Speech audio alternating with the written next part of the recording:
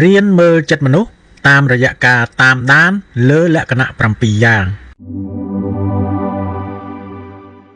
អ្នកមិនចាំបាច់ត្រូវតាមដានគ្រប់រឿងដើម្បីដឹងពីការពិតឡើយព្រោះពេលខ្លះអ្នកក៏គ្មានពេលវេលាច្រើនដើម្បីនៅក្បែរនរណាម្នាក់នោះដែរ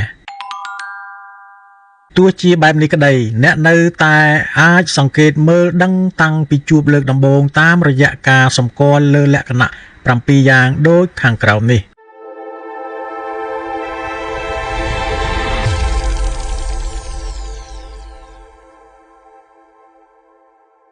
1ការសរសេរអក្សរ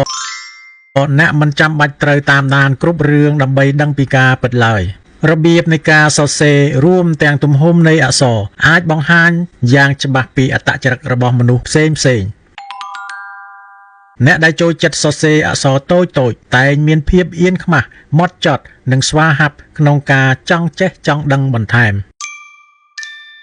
រីឯអ្នកសរសេរអក្សរធំវិញតែងមានការយកចិត្តទុកដាក់និងចង់បានចំណាប់អារម្មណ៍ពីអ្នកដទៃច្រើនបើអ្នកចូលចិត្តសរសេរអក្សរសង្កត់ដៃមានន័យថាជាមនុស្សធ្វើអ្វីមួយមើងម៉ាត់ច្បាស់លាស់ហើយសម្រាប់អ្នកដៃស្រាលវិញតែងតែឆាប់ប្រតិកម្មនឹងរឿងអ្វីមួយប៉ុន្តែជាមនុស្សដែលពូកែយល់ចិត្តអ្នកដទៃ2គឺគេនិយាយអំពីពណ៌ចំពោះអ្នកដែលចូលចិត្តពណ៌ដែលអ្នកនិយមចូលចិត្តពិតជាអាចឆ្លុះបញ្ចាំងពីបុគ្គលិកលក្ខណៈផ្ទាល់ខ្លួនអ្នកដែលស្រឡាញ់ពណ៌ខ្មៅភាគច្រើនជាមនុស្សដែលឆាប់បញ្ចេញប្រតិកម្មមានសិល្បៈក្នុងខ្លួននិងពូកែយកចិត្តទុកដាក់ចំពោះរឿងតូចធំទាំងអស់អ្នកស្រឡាញ់ពណ៌ក្រហមតែងតែជាមនុស្សសកម្មនិងតាក់ទាញសម្រាប់ពណ៌បៃតងជាមនុស្សដែលពោរពេញដោយក្តីស្រឡាញ់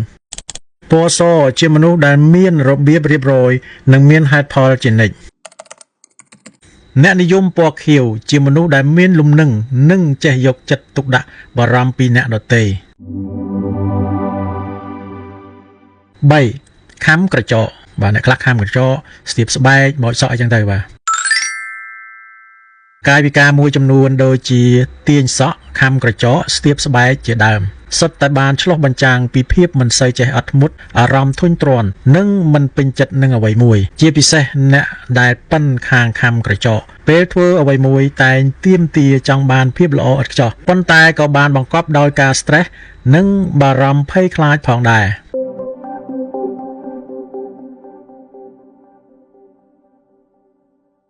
4ស្បែកជើងបាទអ្នកខ្លះចូលចិត្តស្បែកជើងគ្រប់ពណ៌បងប្អូនស្បែកជើងពណ៌អញ្ចឹងណាតាមរយៈការសិក្សាស្រាវជ្រាវរបស់លោក Omri Gillespie ពីសាកលវិទ្យាល័យ Kansas សហរដ្ឋអាមេរិកបានបង្ហាញថាគ្រាន់តែក្រឡេកមើលទៅលើតម្លៃស្ទីលពណ៌និងរូបរាងនៃស្បែកជើងគឺអាចសម្គាល់ដឹងពីចិត្តម្ចាស់ដល់ទៅ 90% ឯណោះ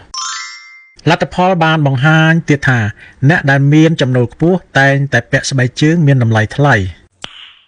Niceហើយអ្នកដែលចូលចិត្តពាក់ស្បែកជើងមានពណ៌ចម្រុះជាមនុស្សដែលចេះនិយាយលេងច្រើនជាមួយអ្នកដទៃចំណែកឯមនុស្សបែបសេរីនិយមចូលចិត្តពាក់ស្បែកជើងដែលមើលទៅតាក់ទាញប៉ុន្តែមិនសូវថ្លៃប៉ុន្មានទេសម្រាប់ស្បែកជើងក៏វែងបញ្ជាក់ថាជាមនុស្សដែលឆាប់ឆេវឆាវស្បែកជើងឃ្លុបភាគច្រើនជាមនុស្សសប្បាយរីករាយហើយចុងក្រោយគេគឺស្បែកជើងដែលពិបាកពាក់អាចបង្ហាញពីអត្តចរិតចិត្តត្រជាក់5ភ្នែកបាទនិយាយពីភ្នែកយើងមើលភ្នែកមនុស្សចឹងមកគេឲ្យ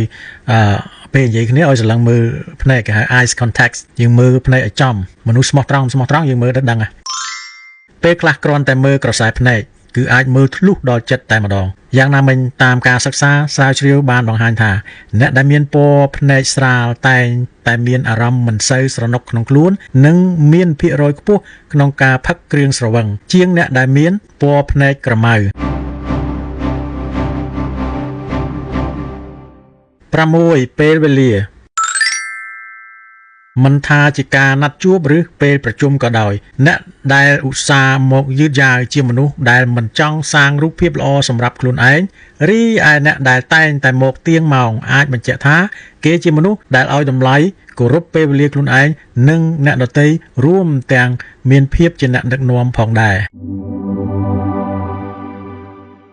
5ពីការចាប់ដៃបាទជួនកាលយើងជួបគ្នាយើងចាប់ដៃធ្វើគៀវរយៈកិច្ចអញ្ចឹងណាអាហ្នឹងយើងរយៈតាក់ដោយសកលបាទព្រោះតាមប្រពៃនេះគឺយើងសាពះអញ្ចឹងទៅដូចខ្មែរយើងបាទអ្នកដែលតែងតែចាប់ដៃគ្នាខ្លាំងៗដើម្បីបង្ហាញពីការទទួលស្វាគមន៍គឺជាមនុស្សដែលមានទំនុកចិត្តខ្ពស់រស់រាយរាក់ទាក់ចូលចិត្តបង្ហាញអារម្មណ៍ពិតប៉ុន្តែខ្វះភាពអត់ធ្មត់បន្តិចសម្រាប់អ្នកចាប់ដៃបែបខ្សោយវិញភាគច្រើនខ្វះការជឿជាក់និងឆាប់បោះបង់មុនឧបសគ្គចូលមកដល់បាទមានតែប៉ុណ្ណេះខ្ញុំមកចែករំលែកគឺមើលចិត្តមនុស្សតាមរយៈការតាមដានលើលក្ខណៈ7យ៉ាងដោយខ្ញុំបានរាយរាប់លម្អិតមកនេះបាទបងប្អូនមានលក្ខណៈអីផ្សេងពីនឹងទៀតសូមជួយចែករំលែកដើម្បីទុកជាចំណេះដឹងដល់អ្នកគ្នាបាទសូមអរគុណច្រើនជួបគ្នានៅវីដេអូក្រោយបាទ